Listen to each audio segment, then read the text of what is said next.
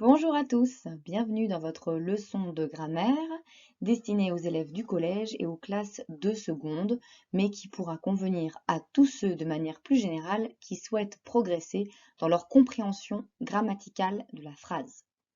Donc je vous propose aujourd'hui une deuxième vidéo autour de l'univers de la phrase, dans une leçon qui est divisée en 3 parties et qui va du plus simple au plus complexe.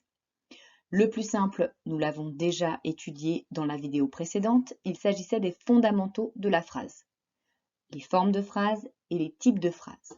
Dans cette deuxième vidéo, nous analysons la phrase grammaticalement, c'est-à-dire que nous apprenons à distinguer les différents constituants de la phrase, les différents morceaux de la phrase pour arriver à en comprendre les articulations, notamment quand la phrase est complexe. C'est parti!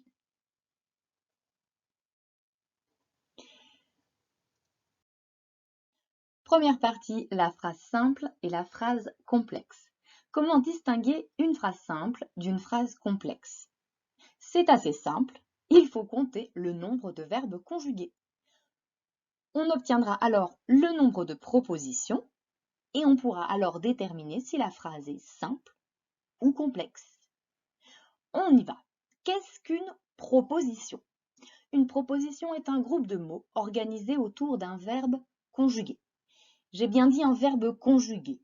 Attention, une préposition ne peut pas être organisée autour d'un verbe à l'infinitif, ni autour d'un verbe au mode participe. Il s'agit uniquement des verbes conjugués. Dans une phrase, il y a autant de propositions que de verbes conjugués. Une phrase qui a 2 verbes conjugués aura 2 propositions, 3 verbes conjugués, 3 propositions, etc. Jusqu'ici, ça va. Je ne suis pas professeur de mathématiques, et vous non plus, mais on s'en sort avec les chiffres. On obtient alors, s'il n'y a qu'une proposition, un seul verbe conjugué, une phrase simple. A contrario, s'il y a plusieurs propositions et plusieurs verbes conjugués, on aura une phrase complexe. Dans la phrase simple, il n'y a qu'une proposition, donc elle s'appelle nécessairement la proposition indépendante, puisqu'elle fonctionne toute seule. Dans la phrase complexe, il y aura plusieurs propositions qui peuvent être soit des propositions principales, soit des propositions subordonnées, soit des propositions indépendantes. Regardons cet exemple pour un rapide entraînement. Soit les deux phrases qui viennent de s'afficher. Je souhaite venir ou je souhaite que tu viennes. Petit test. Combien y a-t-il de propositions dans chaque phrase? Si vous avez besoin d'un temps de réflexion, n'hésitez pas à mettre pause sur la vidéo. Et puis ensuite, nous reprenons ensemble. Dans la première phrase, on voit effectivement 2 verbes. Mais attention, le verbe venir n'est pas conjugué. Par conséquent, il n'y a que le verbe souhaite qui peut être décompté. C'est une phrase simple. Phrase simple, un verbe conjugué, une proposition indépendante. Dans la seconde phrase, je souhaite que tu viennes, on trouve bien 2 verbes. 2 verbes, le verbe souhaiter et le verbe venir, je souhaite que tu viennes. Ici, les 2 verbes sont conjugués. Nous avons par conséquent une phrase complexe qui se compose de 2 propositions. Comment nommer ces propositions? C'est ce que nous allons voir avec la prochaine diapositive.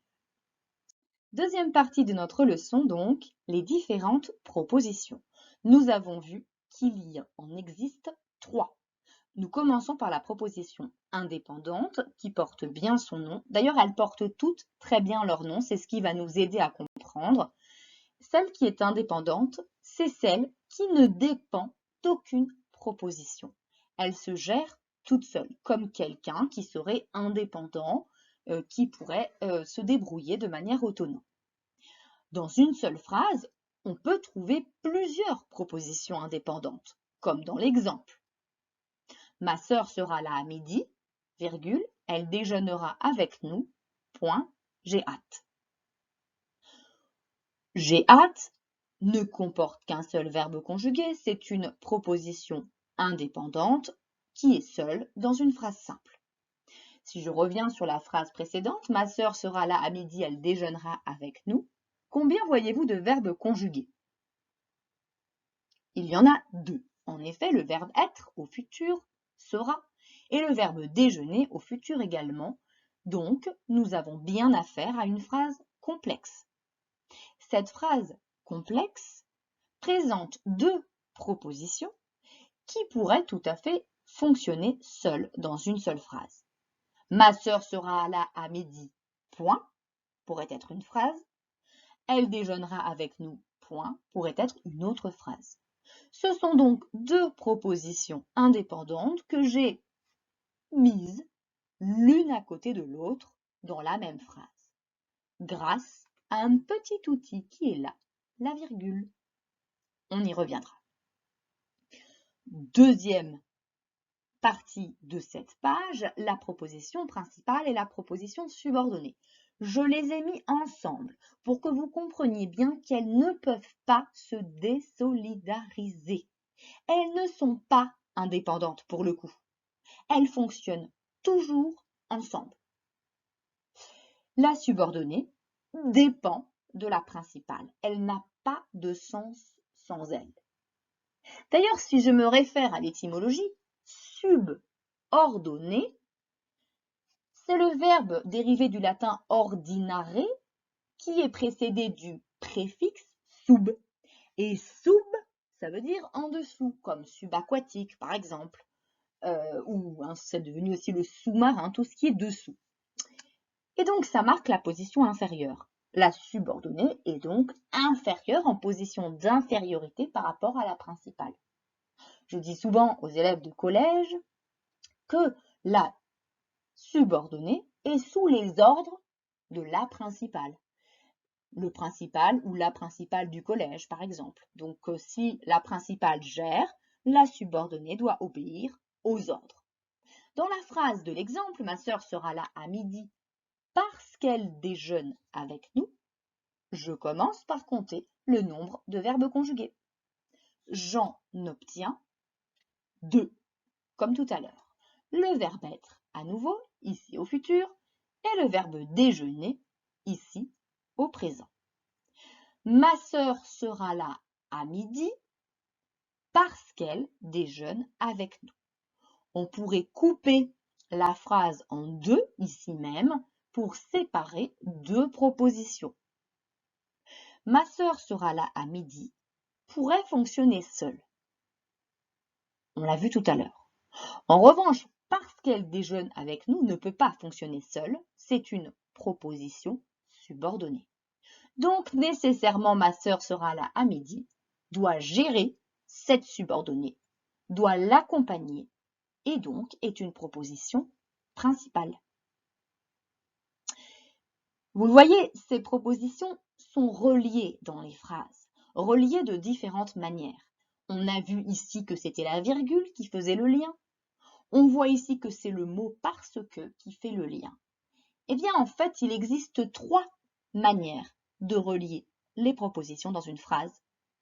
On l'explique dans la diapositive suivante. Troisième partie de cette leçon, donc, comment sont reliées les propositions dans la phrase.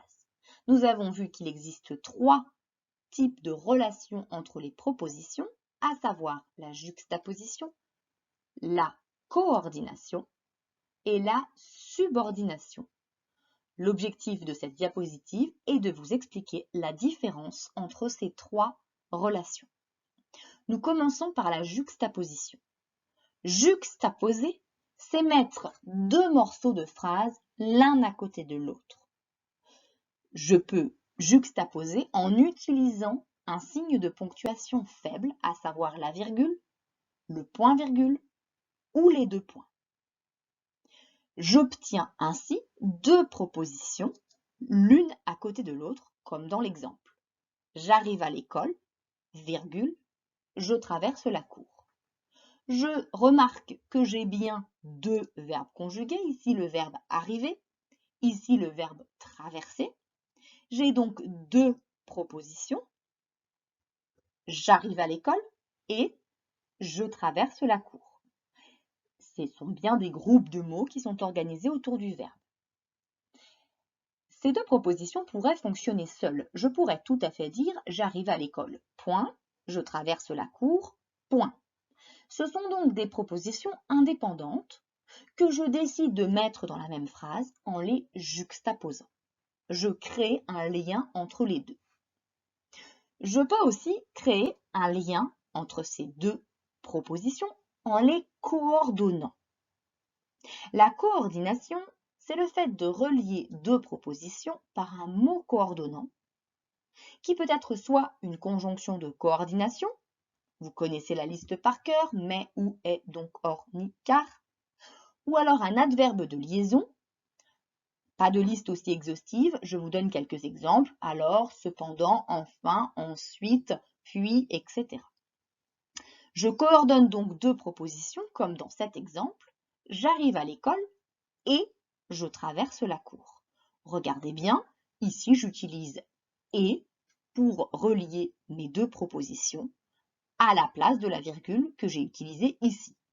Et je crée une coordination en montrant que j'ajoute la deuxième proposition. Les deux propositions restent donc indépendantes et elles sont coordonnées. Enfin, je peux relier deux propositions en les subordonnant l'une à l'autre. La subordination, c'est lorsque les propositions sont reliées par un mot subordonnant, qui peut être un pronom relatif, qui, que, quoi, dont, où, etc., ou une conjonction de subordination, que, quand, parce que, dès que, alors que, tous les composés qu'on peut connaître notamment de que. Ici, lorsque j'arrive à l'école, virgule, je traverse la cour, je retrouve bien mes deux verbes conjugués, je retrouve également ma virgule, comme dans le premier exemple. Attention! Mais quand j'essaye de faire fonctionner les propositions toutes seules, je me rends compte que ce n'est pas possible pour la première. Je ne peux pas dire « lorsque j'arrive à l'école, point ». Cette proposition ne peut pas fonctionner seule.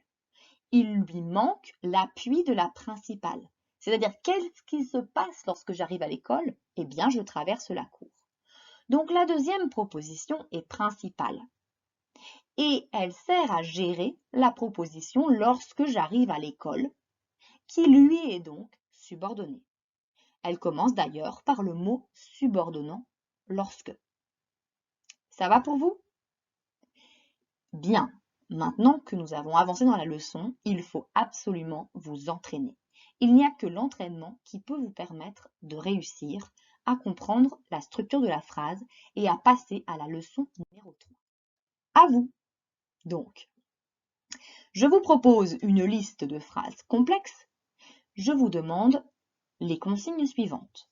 Premièrement, vous comptez les propositions. Deuxièmement, vous précisez comment elles sont reliées entre elles. Coordination, subordination, juxtaposition. Troisièmement, vous indiquez si elles sont indépendantes, principales ou subordonnées. À vous! Il vous suffit donc de mettre pause sur cette vidéo pour avoir les phrases sous les yeux, de les recopier éventuellement sur une feuille, de séparer les propositions par des petites barres en comptant les verbes conjugués, bien sûr comme on l'a appris, et d'indiquer les relations et les noms des propositions. Quand vous avez terminé, vous enlevez la pause de votre vidéo pour obtenir la correction. Nous voilà donc pour la correction. J'espère que tout s'est bien passé pour vous.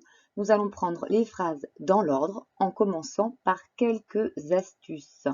Il fallait bien évidemment commencer par souligner les verbes conjugués, on l'avait dit, et il fallait bien vérifier que la proposition principale et la proposition subordonnée soient bien reliées, c'est-à-dire qu'il est impossible qu'il y ait une proposition principale sans subordonnée dans la phrase, et il est aussi impossible qu'il y ait une subordonnée sans principale.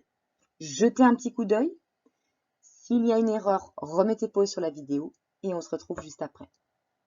Pour ceux qui sont prêts, nous commençons donc la correction par la première phrase. Quand je serai partie, je t'enverrai une lettre si j'y pense. Première étape, je souligne les verbes conjugués. Je n'oublie pas que certains verbes conjugués à un temps complexe peuvent se composer de deux mots. Ici serait partie par exemple. Ensuite, une fois puisque j'ai souligné les verbes conjugués, je sépare les propositions et je dois en trouver 3, puisque j'ai trouvé 3 verbes conjugués. Ici, les propositions sont séparées par des virgules, ce qui nous facilite la tâche. Quand je serai partie, je t'enverrai une lettre si j'y pense. On a donc bien 3 propositions qui sont séparées par des virgules. Attention, ce n'est pas parce qu'elles sont séparées par des virgules qu'elles sont forcément juxtaposées. Ce serait trop facile. La grammaire française est pleine de subtilités. Il faut donc être plus attentif et regarder d'autres éléments. Qu'est-ce qu'on peut regarder ici? Eh bien, on peut par exemple regarder par quels mots sont introduites les subordonnées. Regardez ici, la première est introduite par quand. C'est donc forcément une subordonnée. Celle-ci est introduite par je. Elle commence par je, il n'y a pas de mot subordonnant. La dernière est introduite par si, qui s'apparente là aussi à un mot subordonnant. On a donc bien une relation de subordination entre la première et la deuxième, et une autre relation de subordination entre la deuxième et la troisième. On se retrouve avec au centre une proposition principale qui est suivie de propositions subordonnées, suivies et précédées. On a donc bien 2 subordonnées qui encadrent une principale. D'ailleurs, je t'enverrai une lettre pourrait fonctionner seule. C'est une phrase qui pourrait être indépendante, mais qui devient principale parce qu'elle est entourée de 2 subordonnées. Nous passons à la phrase suivante. Je suis tellement rapide que j'ai déjà souligné les verbes conjugués sans que presque vous vous en rendiez compte. Et cette fois-ci, nous trouvons bien 4 propositions dans la phrase puisque nous venons de souligner 4 verbes conjugués. Ces 4 propositions, donc, comment les séparer? Alors là aussi, on peut céder des mots subordonnants ou des mots coordonnants si on en trouve. Ici, on trouve bien un mot subordonnant, ici le mot qui.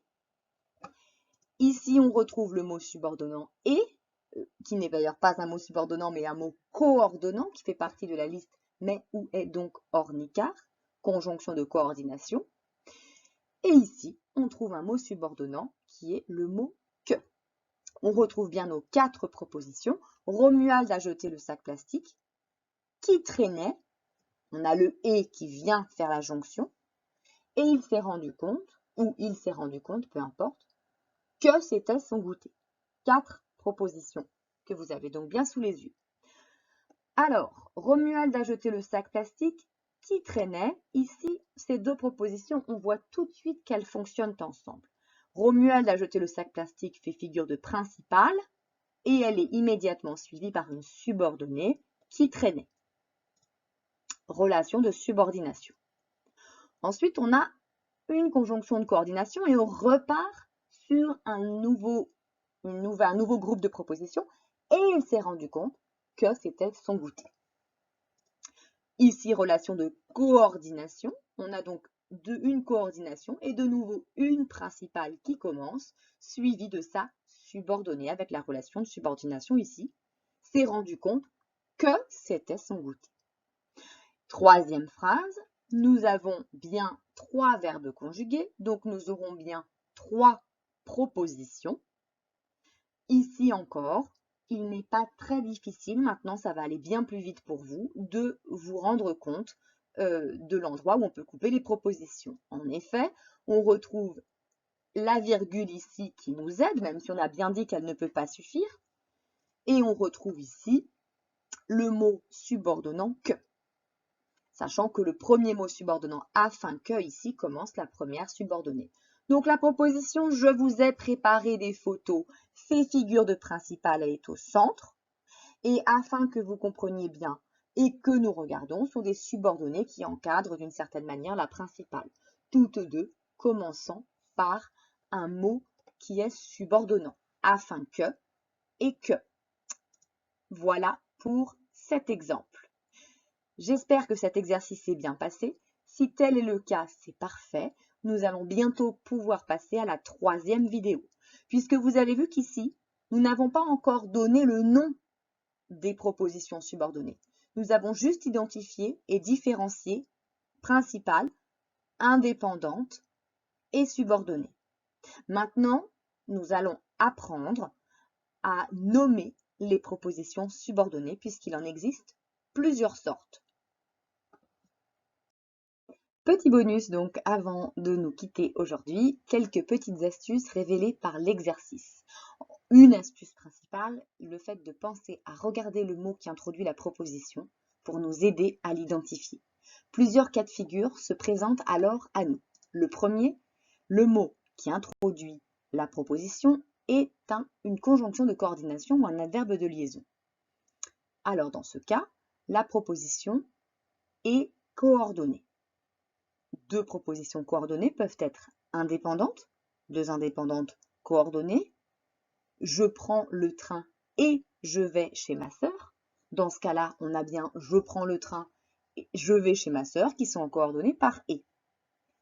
Les deux peuvent fonctionner seuls, ce sont deux indépendantes coordonnées.